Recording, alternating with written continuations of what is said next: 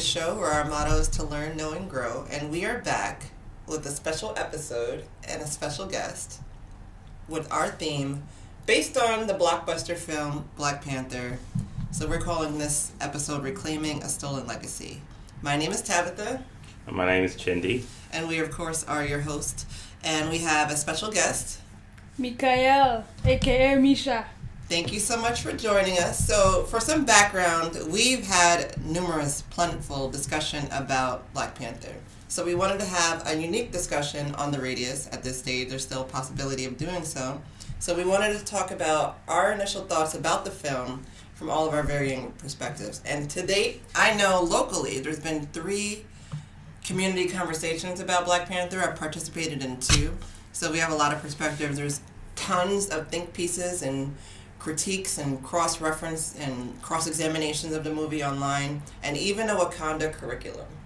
And found out today there's going to be a Wakanda Con, a Black Panther themed convention in Chicago this summer. So, with that being said, let's talk about some initial reactions. And I want to start with you, Chindi, because you were our last of our cohort to see it. So you have like the most fresh impression. And because our viewers know you, our listeners know you, I would like you to give it like how you were watching it from your perspective as what your journey where you became today and what you saw it from. I was looking at it from a perspective of somebody who has traveled a lot. I've grown up in basically 3 different places. Here in the States, partially when I was born here, Zambia, and then in Europe. So I've been here before I came back to the States again. So I have some sort of international perspective. I've also traveled to a lot of other countries. One of the countries I've traveled to is in Japan. And so I have some sort of an international view of looking at the Black Panther. So when I was looking at Black Panther, I was looking at it from an international perspective, trying to understand what goes on. But I was also looking at it in another aspect because my parents, were African. I was looking at it from a perspective of an African to an extent. And so those are the 2 ways that I was looking at the movie. And it had a lot of themes that I'll talk about further later on, which I don't want to take up a lot of time right now. Okay. So I'll talk about my perspective next. I am a first-generation American, born in New York City, and my parents came from Jamaica individually and met in New York, had us.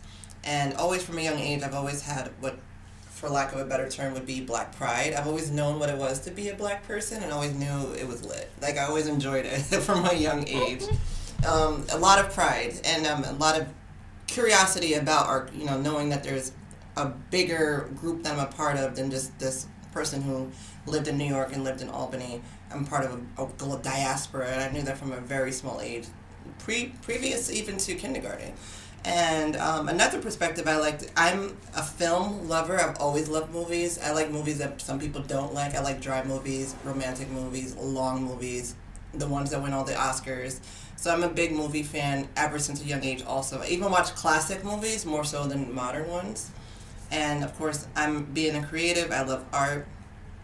And my brother read comic books. I'm a big comic book head. I always had my brother had this big box of them, and I would just go through them, and I felt like I could never get through them all, but I was always going over like the writing and the plots and the stories and the art, and I was always like digesting it. So when I watched Black Panther, I was super hyped, and I was watching it from perspective of somebody like, finally, like, yes. So that was my eyes that I went to see the movie with. And now for our lovely guest. When you went to see Black Panther, tell us about who you were as a person going in to see the movie and like your initial reactions. So I heard about Black Panther in 2016, when they had selected most of the cast, and just by looking at the cast, I was super duper excited. Like, I this movie came like 2 years. It was like as if I was giving birth something. So it was like something that I had. I'm a MCU Marvel Cinematic Universe fan, so I've been following since Iron Man. So I was really touched that they did not want to dilute the Black Panther comic books, the way it's political, the way it is, and they did not try to look for people that would look African, but they just went all the way in. So I was really excited about it.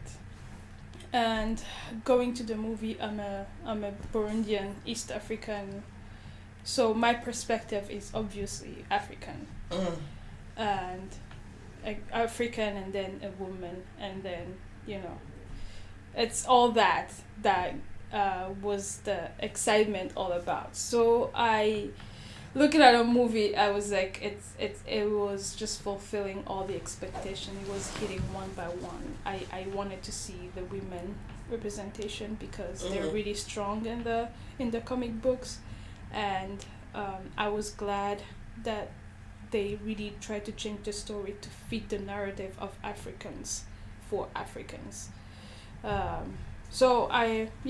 Without taking so much time, I was excited, and I feel like they delivered. Thank you so much. So you brought up several points that I feel that could be talking points. First, I'll send it to you, Chindi.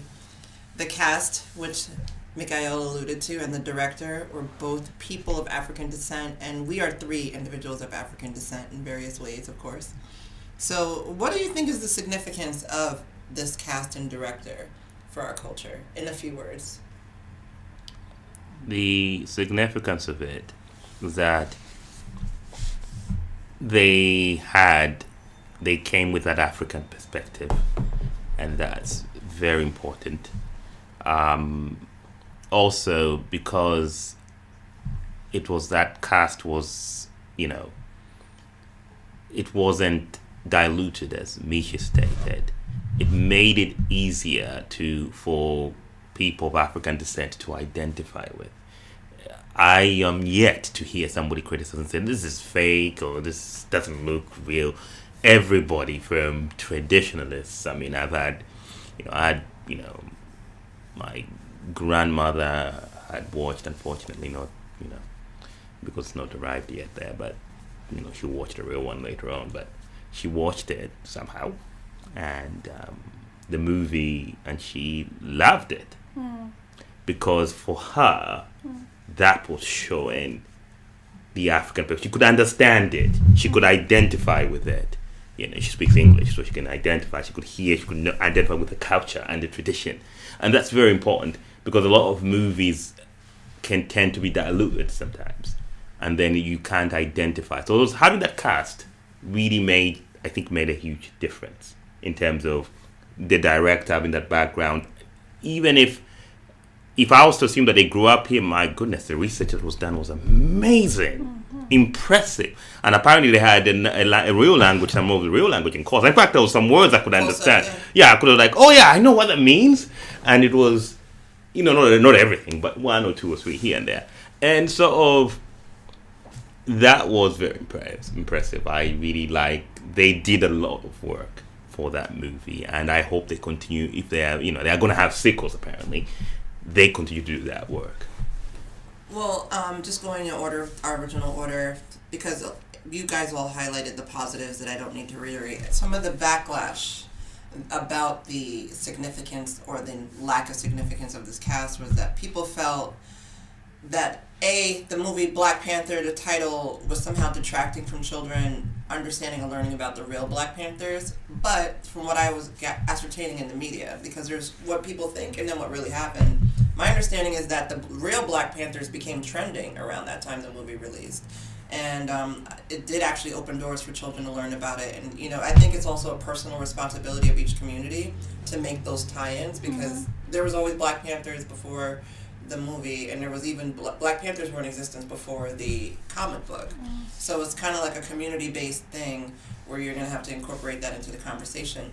I think more significantly is that it should have implications for Hollywood because we've been snubbed the past 2 Oscars in a row of really good performances by Idris Elba and Beast of No Nation. NWA was snubbed, and it's going on and on and on. And what people have said is that it's always some kind of like caveat to when a person of color wins an Oscar. It's always some kind of like Halle Berry got it for a certain role, Denzel got it for a negative role. So they always feel like the characters that are highlighted. So I was on a conference call, long story short, earlier. We were making jokes about Black Panther and how we want Wakanda to be real. And we were talking about how it's going to be problems the next Oscar season because there's so many good performances. Angela Bassett's never gotten an Oscar, has done nothing but A-list movies. You know, the director, the stellar cast. You know, they already had an Oscar winner in the cast, Lupita. So it's a lot of social implications, and I think really more so it's about the growth of our medium and us telling our stories and other stories besides, so there's a lot to it. And I realize you can't please everyone, but I was part of a couple of community conversations where the slant was, this movie isn't enough or good enough. And I'm like, I have made the controversial statement that why can't we have our Harry Potter movies, our Lord of the Rings movies, our, movies that are just sci-fi? We have more dimensions to our personalities than just struggle and strife. Like, we can be nerds and, express ourselves that way. So I feel like that from an African perspective, that we've been struggling so long for us to be seen as people. Mm-hmm. Like what colonialism took away was you cannot be traditionalist and be a scientist at the same time. Yes. You cannot be a strong woman but also a general at the same time. So there were roles that were stripped away. Talking about media, like our roles as women or our fathers, how they behave. So it's this reconciliation that we are seeing right now, that everybody has been so longing for so long to see. African are much more than the kid with the fly on his head, and he's, I don't know, hungry and malnourished, or our Africans, our fathers and mothers are not just one-dimensional people, very strict on their kids, telling them to be engineers and doctors only. So they have a patriotism, and they aspired so much more for us, so all that has been lacking so much in all the stories that has been told about Africans. And seeing that, I feel like it's a beginning of a long reclaiming of our culture, of our stories. I'm glad you put that so well. That was well put.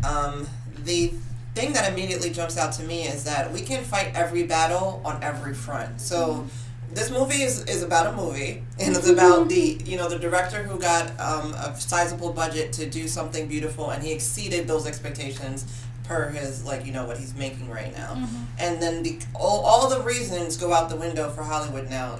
Oh, well, people don't like to see black roles, black leads in these movies. That's why Gods of Egypt didn't have any black people. And, all these are all just now trash arguments, for lack of a better term.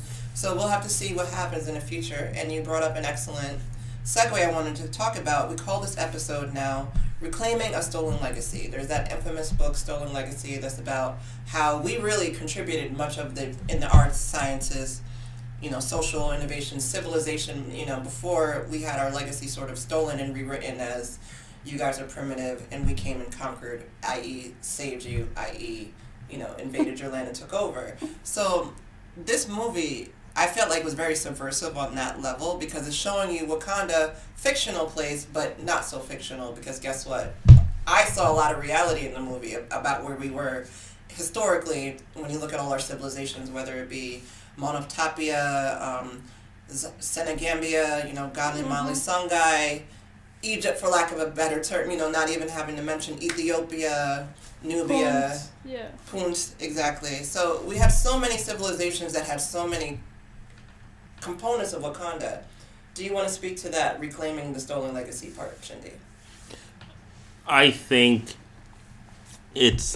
what I would say to that is that there was a lack of information and knowledge about Africa. which was it's a dark continent, so everything was chaos.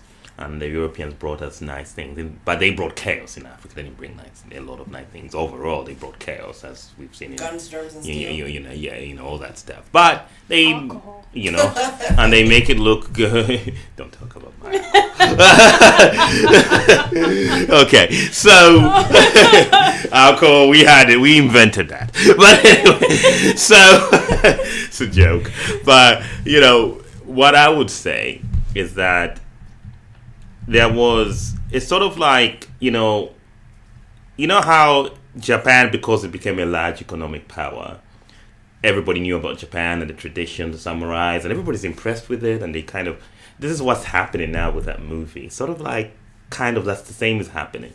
And there was an interview I was watching of Koreans recently on Facebook. And one of the things I noticed was Koreans kept saying, we didn't know that there was that part. They didn't know. They thought they were gangsters. Bad people. That's how blacks are presented in movies, or rude or aggressive.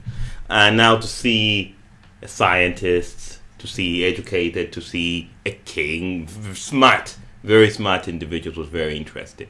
So the stolen legacy of it is also talking about how, to me, it's also about the potential of Africa. Because, yes, it's good to talk about the past, but there will come a time when Africa's economies, a lot of economies that are growing in Africa, will become large enough. I mean, who saw China 30 years ago? But, that there will be a challenge and there will be a major part of the world. What's going to happen? So that's another thing that is being discussed in that movie, and we could talk more about it. They're going to be 3 groups when that happens. That's what the movie was showing. They're going to be 3 groups. They're going to be, we'll talk more about that. I won't want to spoil it for everybody. But I just think that in terms of legacy, it was very important. I like the part where Kumonga goes into the museum and he talks to that lady. And he says, no, this is what you... And he's so right. He's a bad character, but he's so right that he's just right on point. And righteous. And this is what you stole from my continent, from Wakanda. And then she tries to say, I'll take you there, and then she kind of collapses. And to me, that collapse is a symbol of what's going to happen when Africa becomes a large economy. And now they're trying to take their stuff back. What's going to happen? It's going to be very interesting. And that's how I looked at it. But anyway.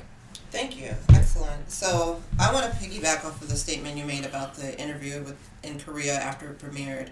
Because it actually has hit 1 billion and yet to really embark on the Asian continent. But what you were referring to, I kind of allude to it being cognitive dissonance.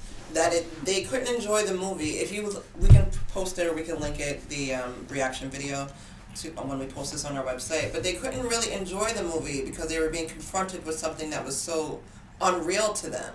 So it was like, to me, their reviews were skewed because, like you said, they're used to being bombarded with negative stereotypes about Africans and African Americans. So to see a movie, it was like too surreal for them, and that's what my impression of that interview was. Back to the stolen legacy topic, again, I think I always, when I was young, used to have like this thought experiment where I used to envision a time like, what if we were never conquered? What if we never were took from Africa? And what if? And to me, Wakanda was like that fantasy. Like, this is an uninterrupted place. They isolated themselves because they put themselves in a present day historical context. So yes, slavery happened, colonialization happened. Where we are today as a people, we are, and it's supposedly 2018 or in the near future, and as far as Wakanda goes, they're isolating themselves and they're hiding themselves to protect themselves from this legacy that started, when they were, when Africa sort of started getting exploited and things. So to me, that was the biggest implication. Like you said, the museum scene, and also the fact that when they started to interact with people who were not from Wakanda, there was a very big exotic element to the people from Wakanda. They were very steeped in their traditions and things of that nature, and it was a lot of... So there was a lot that went with that. Another aspect of the stolen legacy I would say we talked about slavery and isolation due to realities of the present. Basically, I felt like you made that point that it was when she collapsed, it was almost symbolic, and I felt like there was a lot of subtle things, like, remember the scene where there was, like, smugglers? At this point, there's spoiler alerts, we apologize. So there was smuggling, and that's a reality in Africa. There was the CIA presence, which was the biggest criticism people had about the movie. They felt like it was, like, a subtle thing, but I felt like he was only in the movie to facilitate a point that they needed to make about the movie, not to undermine everything. So, with our final remarks about the stolen legacy, what were your thoughts along those lines? I'm gonna take it to another another direction. Like right now, what we hear on TV about the countries that are developed, quote unquote, you don't hear anything about what's happening in Africa. It's very little, I would say, comments on the highest GDPs right now. If you take the first 15 countries, 5 of them are Africans, right? Above 6 and like 6, Nigeria. It's Ethiopia, which is 9.8. It's Rwanda, which is 7.4. It's Ghana, which is 7.4. Oh, you mean the highest growth economy? Yeah. Okay. Yeah. So, why we don't hear those stories? Why don't we see what they're doing and try to, take the best practices for other countries? Why is Africa always left out? Since we always copy what's happening in the West, these countries obviously have the highest GDP growth right now, right? In 2017, that's what was reported. Why is not broadcasted? So all that, I feel like it's intentional, the way we are left out of our own stories. It's really intentional. It's really systemic. So having such a blockbuster right now, a claim for every country right now, I think is the only movie right now everybody is talking about. So if you have such a story that everybody identify with, why not every other aspects right now in economy and in social issues, anything else that we're doing better than other countries? Why can't we have such I would say examples amplified in the media now? And I'll talk about that. I think the reason is a little bit mixed. The best way to look at it is to look at countries that were in Asia, that were developing before. And if you look at China, to tell you the truth, when I was young, I happened to be in the late 30s, and we didn't know much about China. I must confess, we did not know much about China. But all our toys came from China. No, I'm serious. All we knew was Bruce Lee. I'm not kidding. When I was in Zambia, all we knew was Bruce Lee. Okay, so BruceLee. That's it. He could fight kung fu. That's what we associate China with. Today, in Zambia and other countries, they're learning Mandarin in schools. Okay, it's because China's become the second largest economy. It's due to pass the United States. It may have already surpassed them. They just don't want to admit it. But those are the things. So that's what's going to happen with Africa, I think. I think it's going to be a time issue. As we grow large enough, 10, 15, 20 years down the road, when we become really large and they notice, that's when you're going to see more of it. And Black Panther, to me, is an introduction to that. It's a hope of that. Also going off of that same vein, I think you segued beautifully when I was initially talking about the snubs in Hollywood at the red carpet with these critically acclaimed films, these really good films. It's not that they should get an award because they were black films, but they were just snubbed. And I feel like it's the same dichotomy in the media, is that, to your point, Africa is largely overlooked. Unless you read, like me, The Economist or Bloomberg Business Week, which the first 10, 15 pages, to like your point, is all about the developing world and all these opportunities from a fiscal standpoint. So I feel like, to your point, it's no accident. But at the same time, to Chindy's point about China, nobody's going to see it coming. So when I don't know when it'll hit the tipping point of the Mandarin in schools, but I feel like because there are some, it's kind of like the Bitcoin conversation. We could get in back then. Where would we be now? So I feel like people are taking advantage of the fact that Africa has a lot of growth, and I read about it all the time. You know, people buying up. That's a whole nother actual conversation. People buying land, buying businesses, and things of that nature because they know it's on the rise. Not that it was ever like, that's a whole other conversation about the media and the way they like to have the conversation. Yeah, because you don't want me to jump on that one. No, we should though, because I mean, even on the radius, we are very deliberate to not talk about what everybody's talking about, and when we do talk about issues, we like to highlight things that are often overlooked, overshadowed, and 3 of our podcasts out of however many we've had have been about an African topic in one way or another, and that's like our major motivation is to flip that dichotomy in the media on its head. Why are we overlooking these things, and is that really information? Are people really informed? Because the thing you were just saying about the top 15, how many of them were African countries, I could never tell you that until you just told me that. Mm-hmm. You know, because it's not inundated on me like that. We hear about North Korea for some reason every day on the news, and we hear about Mexico every day on the news, and that's like the diet that we're fed. Nothing international, no global scope. Yeah, which is my point. It's intentional, Mm-hmm. most of it. Right now, if you look at the businesses that are going on right now on the continent of Africa, most of them is either China, which is taking most of our minerals now, but also right now because most of the countries are having elections, you see a huge push of American companies going in, meeting with the president so that they can sway and have a piece of that.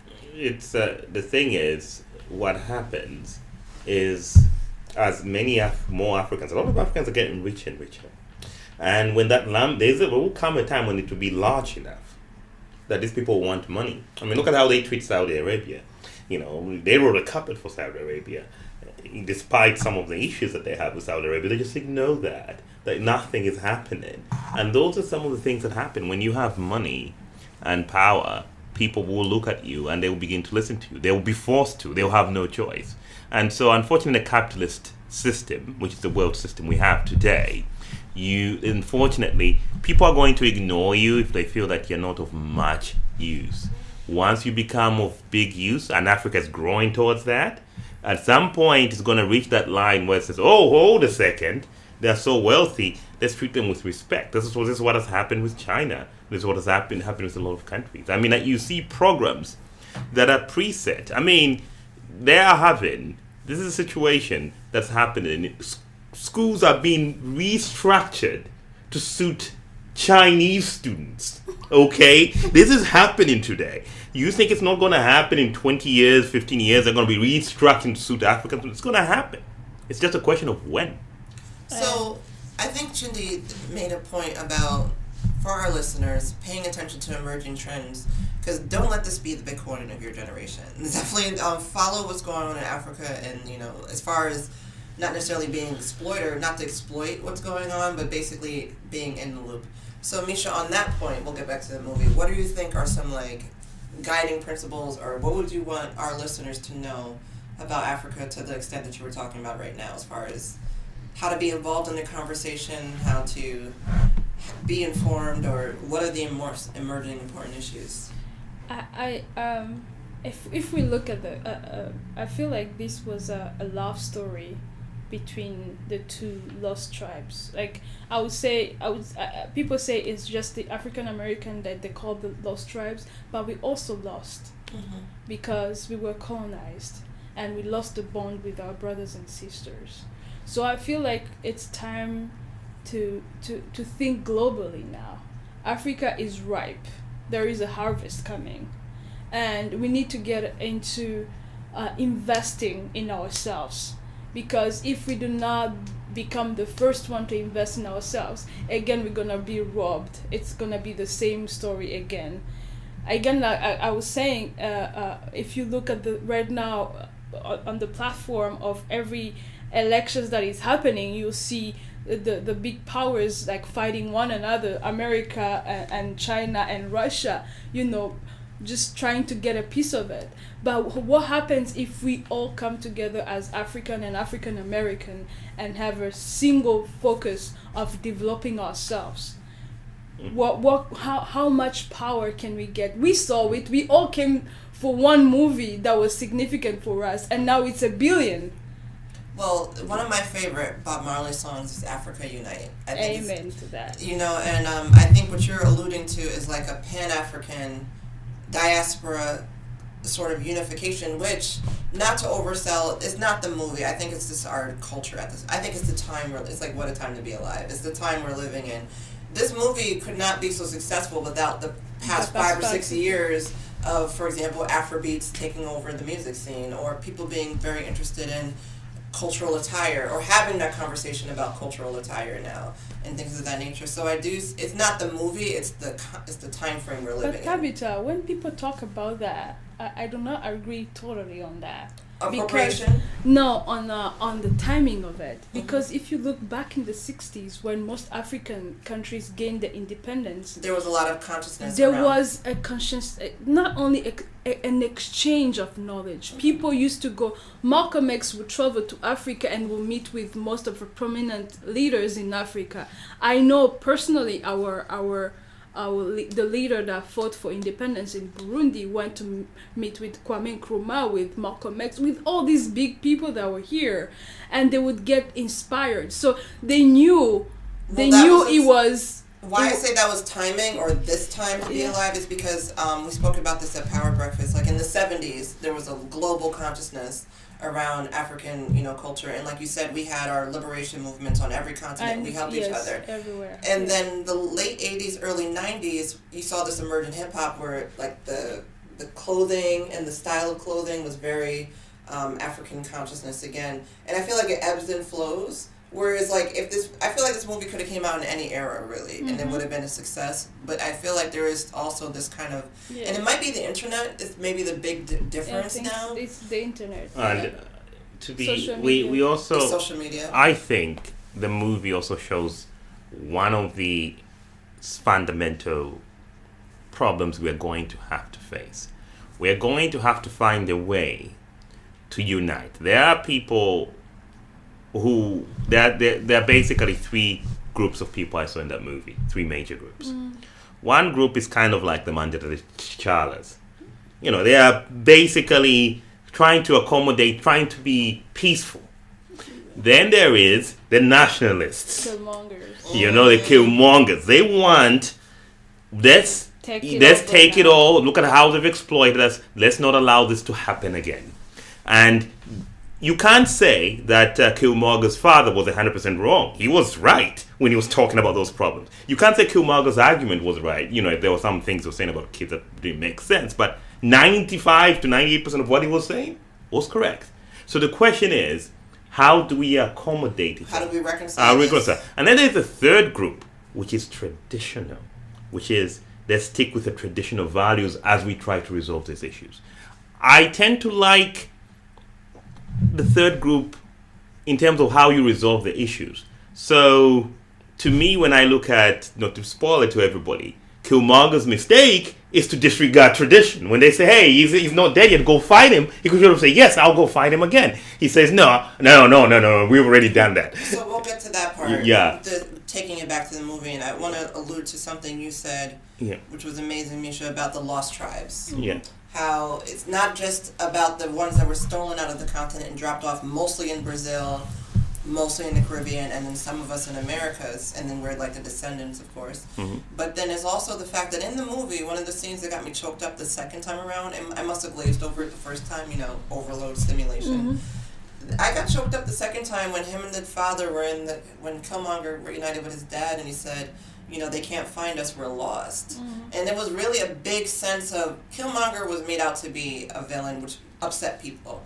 They felt like, why are we casting the revolutionary as the deranged person that needs to be stopped? And that was a big conversation, and we won't get into that because there's so many conversations about that. But people didn't really empathize with Killmonger's standpoint, which was his father made him fall in love with Wakanda, and then somebody from Wakanda he deduced killed his dad. So he had this inner conflict that you guys aren't doing the right thing, you guys killed my father. But my father was in love with this movement, and you guys have something that can help us. So it was just so sad. He made me, as a character, the second time around, he made me super sad. Exactly. Yeah, and Exactly. it's a thing that what is important is that as we try to unite, as we the people of the lost tribe, and us, in a sense, me, because I've been in the Western, most of the time, and in Africa, we've got to. I think we have to be willing to learn from each other. There has to be that information exchange, and um, I think the director did that deliberately. That ignorance of tradition can only harm us all. Mm-hmm. You've got to have that exchange. And I see this, when we do, I'm not going to mention your friend's name because I haven't got her permission. But we have one of your friends who does this African ancestral things. And she brings us together and we eat and we do stuff in Troy. And it's so beautiful. And the way she talks about, how our ancestors did things and all that. And it's a group of mostly African Americans.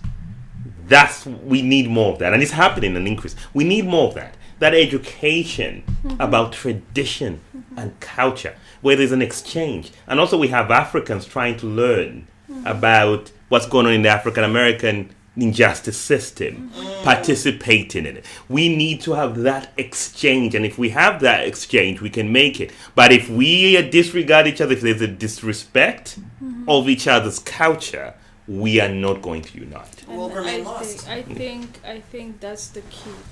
Us trying to learn from each other's perspective, because we've been painted against each other most of the time. Exactly. Because again, it's deliberate, it's systemic. Because once we all unite, then there is nothing stopping. There is nothing. It's divide to conquer, basically, and I feel like. This movie not only did that, but also introduced that being Killmonger can be cool. Mm-hmm. Being African can be cool. Mm-hmm. So both sides are really equally, really beautiful in their ways. Mm-hmm. So uniting that front was really. That's why I said it's a love story. It's a love story between the two lost tribes, because we want to see from each other's perspective. The two ideological tribes, and Yes. then the two sort of socio-political sides also, because people spoke about this. Jamaicans not getting along with other islanders, African Americans having issues with Africans, vice versa, and it's very divide and conquer. And I think we all know better, but we get bogged down in our BS, so to speak. And so, like, when you talk about reunifying, unification, coming together, being a diaspora, and having, like, that one breath, one mind, I think that was really a large point. I can tell you that, for me, this movie has generated, a hunger for having a platform for each one of us to be able to talk about. Like, educate one another. Where are you coming from? Like, I was in DC 2 weeks ago after I watched the movie, and I got to the counter and for my hotel, just to get my reservation, and this guy sees my name, and struck a conversation about culture, about our differences, not only our differences, but what we embrace from one another, how the movie really portrayed what we wanted to see from both sides. And you see how Wakanda is unifying everything. Wakanda forever. Yeah. With the hashtag. So this is I feel like this is a beginning. It's like the icebreaker. Yeah. From that, we're gonna start those difficult conversations. And we have to have those difficult conversations. They're very difficult. And the thing is, if we don't have those difficult conversations, then it's very difficult for us to unite.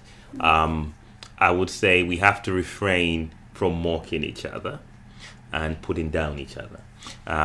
We do that all the time. All those people, against each other. That has to stop. I'm not going to go into details about those things. That's not relevant to what we're discussing. But we need to stop that. And it's very important that we get into what can unite us. Let's respect each other. And I was having a debate recently on Facebook, and it was a debate of back and forth. And one thing I noticed, even though the group I was arguing with were mostly there was a lot of respect. And that's what we need. There was a lot of respect. There was no, you are a blah, blah, blah, and, we shouldn't be. It was, let's have a conversation. We disagreed, but we disagreed respectfully. And that's very important, to have that conversation and come to a way we can agree and listen to each other. So, you guys had some amazing points, and I think that's kind of like the conclusion of the panel discussion style, especially when we get to the fact that about the unification between all the different ideologies, the different people, the different political groups. And when people talk about this as an icebreaker to educate children, they don't really talk about it as an icebreaker to educate each other. Like, I know a lot about, my minor was African American studies. So I know, but at the same time, the humility to know I can learn more. Similarly with people that goes for everybody. So I think you guys made some excellent points, and I think we did get to the thematic root. I'm glad the tone of our conversation was a little different. We did get to the thematic root of the movie, which was about love. So with that, I do have some quotes from the film, and you guys can chime in with some of your own. But this one was from Nakia, and it was the point about Chadwick Boseman. Of course, T'Challa was saying he was always had conflict. He never had his mind made up about what to do about Wakanda. Now I'm the leader. My dad led one way. I'm leading my own way now. And it was like, Nakia, why are you always running away? Why are you always like doing all these missions? And she said, I've seen too many in need to look away. I thought that was very striking telling. It's sort of like when you have the power and the resources, the natural, and this is beyond race, the natural tendency is what people think is to be sort of selfish. Or not to protect it for yourself, but technically Wakanda to me represented abundance. So if we're in abundance, why are we hoarding resources? It is the ideological question that comes to mind. For me, I like that dialogue they had with Shala on the mountain again, when she says, you get to decide who you are. Yes. You get to decide how you lead and who you are, because he was feeling burdened with the sins of the father. So I feel like as a Burundian right now, looking at our history, I felt like yes, it's on point, like in every way. If for example, right now we are in a political turmoil, I feel like we get to decide who we are. We inherited that from our fathers, but we get to decide how we lead and who we are. So it resonated with me so much. If you remember, one of my favorite scenes, all the scenes on the ancestral plane, because I always find that part of our culture to be demonized, our spiritual side. And actually, Wakanda really embodied a lot of traditional African belief systems that you find pretty consistent, i.e. the respect for elders, the love and compassion, leading from a balanced standpoint. So all the ancestral plane things, to me, were visually very beautiful. Again, I felt like I was getting emotional watching them. And I remember when his dad, this isn't my quote, when his dad said, son, you're a king, get off on your knees. That was such a message for, like, I think every man, woman and child, everybody in the struggle was like, get off of your knees, yes. But he also said, it's hard for a good man to be king. Yeah. That was deep. I would feel that every day in, like, all the tasks I take on my shoulders, like, because you have to make these conflicted decisions. You have to make a decision either way. Which goes back to your point, you get to decide who you want to be. I have two from Killmonger, and this goes back to the brotherhood discussion. So you guys can jump in where you want to, but you remember when they were so you guys are more closely related. I'm like a distant relative to Africa, right? And you guys are like the firstborn because you guys, really closer. Just for context, right? So I'm a first generation American and was raised, in a Caribbean household, but more or less American. You guys have experience on the continent. So when Killmonger shows up and they're like, who are you? And like, you what? How did you get that? Where did you get that tattoo? Where did you get that from? And it's like, who are you? So to me, that was a very deep, subtle, again, back to your point, the director's use of, saying one thing to say another. And he said, didn't all life begin here So doesn't that make us all African? So sort of like, where's the cutoff? Like, where does being African begin and where does African end? And is that sort of, I know for a fact from friends that when people from Africa come here, they have a hard time sometimes, people being the other and everything. Is there that reverse othering for Americans, which has been rumored, I don't know to be true, it's been rumored that Americans are also othered when they go back home. So Killmonger was on the continent. I doubt that. I doubt when they go home they are the Americans. Americans are always embraced, and part of the African culture is Ubuntu. I don't know if you. So Ubuntu is as it's, how do you call it? Hospitality. Communal, like loving the other even if you do not know it. Like I am because you are. That kind of mentality. I know, like for a fact that my grandfather used to tell us, like, people before modernity and everything, European, that people when they were traveling, they will start greeting each other from at a certain distance so that they can know someone is coming, and they get to the first house that they get to, they can just sleep over and get food. So that culture is still alive in, like, I would say from Burundi, from Rwanda. So people love visitors, people love the other, and they always welcome. So Americans, when they go home, they are embraced, they are loved. But here, for Africans to get here, you feel disconnected and you do not know where you fit. The first encounter is your I would say your whole social construct is disturbed because you do not know where on the food chain you stand, and you fight to find your place, but also how you matter for your community. That's what Africans struggle with. And I think that's to be the truth from my experience, my personal experiences. For example, I always felt embraced by every culture, but I do think that Killmonger came with his own baggage. He was taking the throne, so yeah, it was a different type of. And also, this is a group who aren't used to outsiders. Period. They've isolated themselves deliberately, so they know everybody. I will say though that as an immigrant child, and I've heard other children who are immigrants say this, that sometimes their parents feel like you can't play with the American kids. And for a brief time, I feel like that was like an underlying theme. Like, I feel like there is a division amongst us all, which we alluded to earlier, where our necessity is to unite. And I think the director was playing with that statement when they said, well, you know, I forgot what T'Challa's remark, his response was, well, wasn't it all life began here, so aren't we? He said, I only, take care of my people. And he said, aren't we all your people? And it was a very big ideological question. But Chindi, did you want to weigh in on that? Yes, I think I'll piggyback on what Misha had said. Sometimes there's a major disconnect in the sense because of oppression. And I'm not going to blame any group because this is the oppressive system, white supremacy. We have a situation whereby now Africans arrive, you're struggling to live in this country.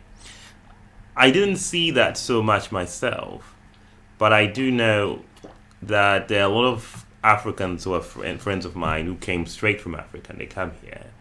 And you see some sort of, hey, where are you from? Or why are you speaking like, I can't understand you. Mm-hmm.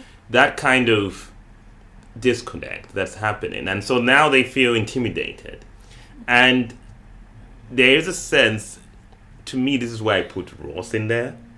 There's a sense that, okay, at least, I've had from some of my friends, African friends, I'm not going to mention them by name, I don't have the permission from them, but I've had some of them say, I would rather associate with a white American, for example, because at least I feel that they are not speaking to me, down to me, sort of like, I'm there. So this is why I was talking about respecting each other. Now, for me, I understand the historical perspective. I've lived here for many years.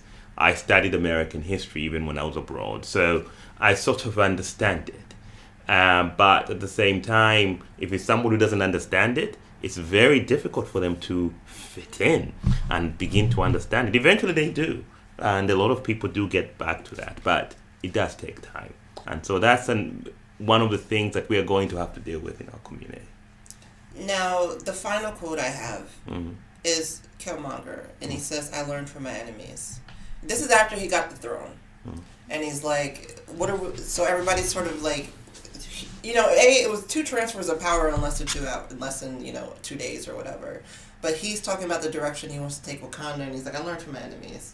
So to me, that was the most telling statement about Killmonger among all the debates that happened.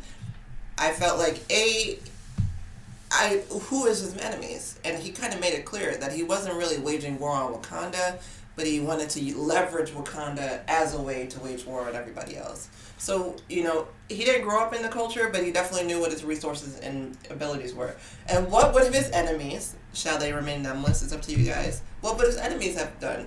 Invaded Wakanda, taken their resources, and used it to dominate the world. So I found that to be the most true statement in the movie, and kind of redeemed Killmonger to an extent, if you think about the fact that I don't know what happened to him after his dad died. We don't know about his mother. We don't know what happened in high school, but he clearly went right into the military and got really inculcated or indoctrinated into how to be good at that. It became a mercenary and things of that nature, and it was a very telling statement and explained a lot about who he was as a person. I think for me, personally, the statement that I like is on the final scene where the general, I also forget the lady general's name. Okoye. And she's fighting the other dude from the other tribe. And then he says, "Surrender." And she says, "Don't you love me? You're not good. You wouldn't do it, would you?" And she says, "For Wakanda, I will." And to me, this is where I cited the problem. This is why she resisted Killmonger at the end of the movie. Killmonger has the right vision. Hey, let's help out the people. But you can't do that at the expense of tradition and culture. If you do it that way, people are going to disengage. People are going to stay away. And I see this sometimes when certain groups, not everybody, nowadays it's kind of nuanced, but I see that sometimes that when there's this struggle, as we struggle against white supremacy, both Africans and African Americans are struggling against white supremacy.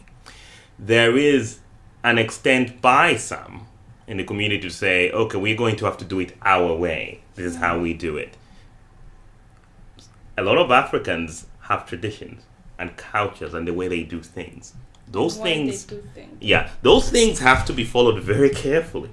For example, Africans don't believe, like you said, don't believe in killing off people. It's just not in our nature to kill off, although there's been genocides here and there, but that's caused by, colonization. The fact is, traditionally, you believe, that's why they have that duel.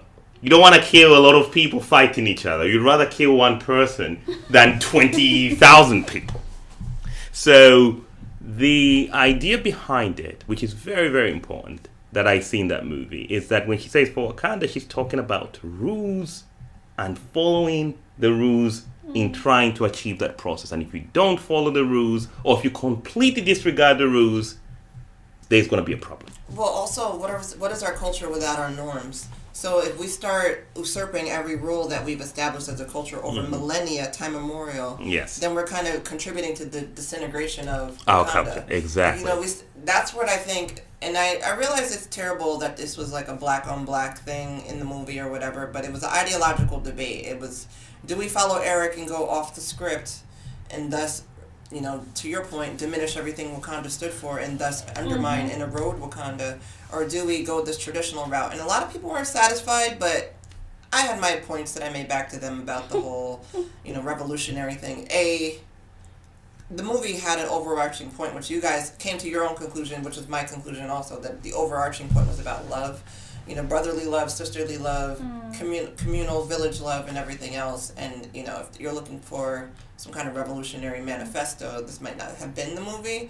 Although I do think love is a revolutionary concept. Yeah. It's actually the most revolutionary concept because it takes the intellect, it takes you controlling your passions and your emotions, and it's very important. You have to control it's very important. This is the saying that I learned even as a child in Africa, is that you don't humiliate your enemies. Oh, you don't. You treat your enemies with respect. So when Ubuntu, even that's why Mandela should have just gone out. No, you can't do that. It was against his tradition. He could not. You have to treat people with respect. So you have a true story of one of a former aide to P.W. Botha and de Klerk, and he's packing his stuff. He's gonna leave. He's gonna be out of a job. And Mandela says, "What are you doing?" And the guy says, "I'm gonna leave." And you've come into it. And he says, "What? No, don't do that. I need you. I need your experience. We can work together. We can figure out something." This is a guy who was racist and was changed by that statement. So that's the idea of treating your enemies with respect. And of course, there's that other revolutionary perspective, which is the Mugabe perspective, which is you do it. And those conflicts are going on. It's worldwide. It's going to be very interesting. And I don't know which one is going to win. Those conflicts are in Wakanda too. It's a conflict that is not settled yet. Which side do you take? Do you take the revolutionary perspective? We're going to learn from our enemies and do what our enemies did. And we're going to adopt their principles, which is a very good quotation, by the way. It's a very good quotation. That's what Genghis Khan did to conquer the territories. He adopted his enemy's tactics. Or do you adopt the tactics of waging war with, respect for your enemies? You co-opt your enemies into agreeing and fighting on your side. The Romans, when they were growing, they were just a small tribe, and when they were growing, they would conquer a kingdom and say, "Okay, assimilate, assimilate. Just come join us, and everything will be okay." Which is what France did. Yeah. And so, do we do that? That's a very important point. So I'm glad we concluded, and I think in summation we talked about our initial reactions and how it was very special in terms of its impact on us all individually, and I think that reflects that it's going to impact everyone individually. And we spoke about the major themes, which I'm glad our themes were unique to other discussions that we've encountered. And we also concluded with the takeaways and next steps that you could take about the conversation that we continue to have about Africa and the world and the diaspora. So I want to thank you so much, Mikael, for being such a lovely guest. Thank you so much for having me. It was fabulous. Thank you. And of course, in conclusion, at the Radio Show, our motto is Learn, Know, and Grow. And we are on Instagram and Facebook and Twitter. And you can subscribe to us on our website. And yes, we are back after a long hiatus. We know we've been away for a little while. We are totally guilty, and we have an episode all about that. So we wanted to come back with some fresh content. So thank you so much for listening. Thank you very much. Have a good day. Have a good day, guys. Whoa.